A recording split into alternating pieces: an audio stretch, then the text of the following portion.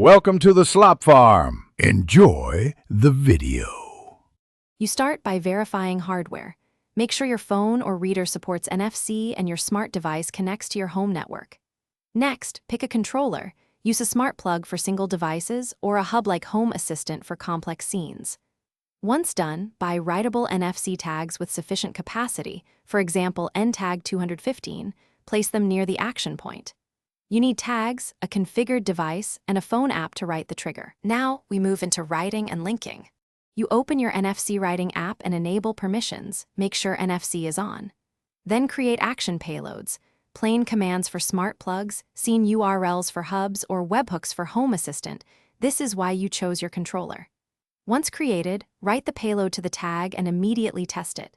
Tap the phone, confirm the device responds. If it fails, shorten the payload or add a brief delay in the action. Make sure the network and hub are reachable while testing. You finalize by mounting tags where people will tap, adhesive, cases, or key fobs, and label them for clarity.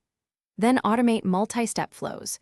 Use routines or hub scripts to run several devices. Add small delays so devices have time to respond. Make sure to test complete flows at least twice. If something goes wrong, check the NFC antenna alignment on the phone, confirm the writing app still has permissions, and verify hub authentication tokens. Often reconnecting the hub fix. Thanks for watching.